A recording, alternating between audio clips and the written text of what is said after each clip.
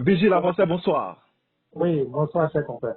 Je rappelle que vous êtes journaliste, vous avez suivi, tout comme nous, l'actualité de ce mercredi 22 septembre 2021.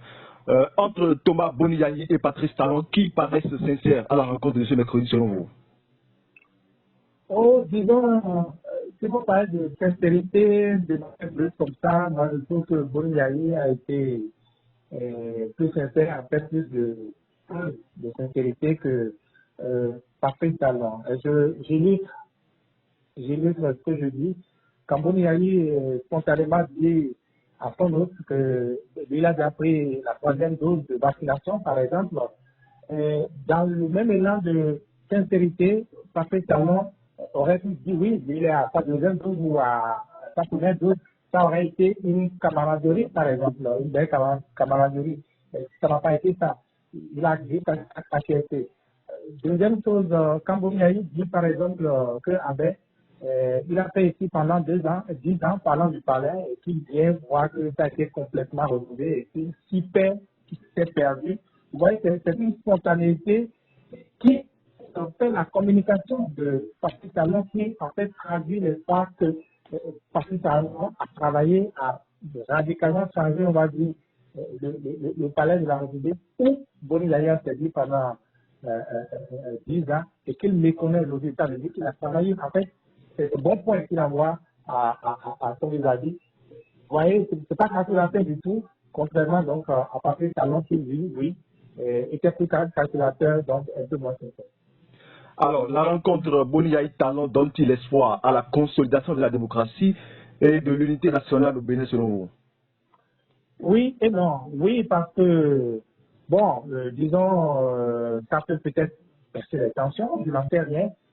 Mais non, si ça n'est pas suivi, n'est-ce pas, de ce dont on a parlé tantôt, la sincérité, s'il n'y a pas un vrai engagement derrière ce geste, et je crains que ce ne soit pas le cas, je voudrais revenir, si ce n'est pas une sincérité, un engagement pour la paix, pour la réconciliation, cela ne donnerait rien.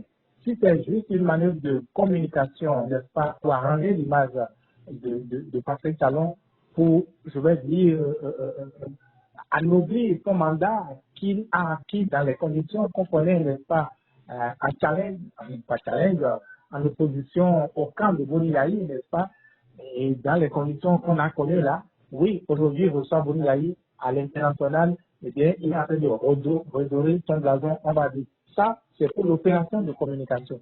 Mais si c'était juste, ça s'arrêtait juste à une opération de communication, vous comprendrez que, eh bien, ce n'est pas une manœuvre pour la paix. Si ce n'est pas suivi, par exemple, d'autres actes, ce qui aura conduit, n'est-ce pas, à cette opposition, à cette adversité entre les deux hommes depuis si longtemps, si on ne résout pas, on ne pense pas les plaies, eh bien, je crains que ce ne soit pas pour la réconciliation.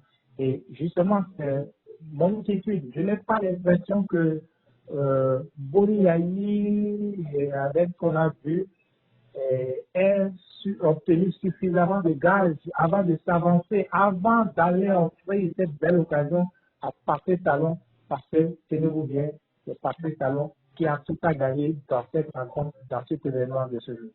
Alors, Patrice Talon, le président Patrice Talon, va-t-il donner suite favorable aux doléances du président Boniaï selon vous?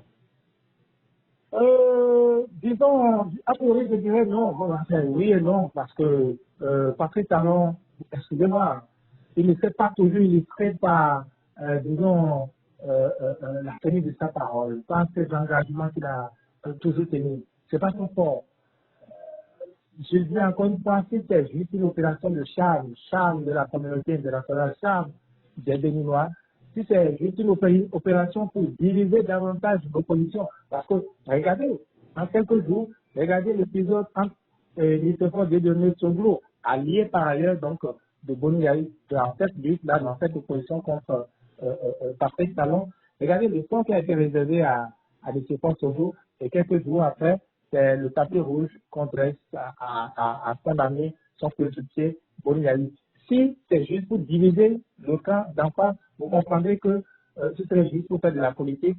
Là, c'est Patrick Talon, encore une fois, qui joue. Il joue, quand vous me demandez s'il va tenir parole, si son intention n'est que de jouer, n'est-ce pas, d'apprendre les choses. Si son objectif, ce n'est que ça, eh bien, vous comprendrez qu'il n'a rien à attendre de cette rencontre. Alors, si on suppose qu'il s'agit d'un pas de réconciliation, est-ce que ce début de réconciliation entre les deux chefs d'État peut-il faire déjà cas d'école dans la sous-région et dans le reste du monde? C'est trop tôt de le dire. C'est trop tôt de le dire. Il faut que des actes soient posés dans le sens de la réconciliation effective avant qu'on ne puisse dire oui, ça peut faire un cas d'école. Mais si c'est juste un marché de dupes, encore une fois, il vaut mieux que ce marché paraisse au Bénin, évidemment. Vous comprenez. Eh bien, Vigile Avancé, je rappelle que vous êtes journaliste. Merci pour votre disponibilité et à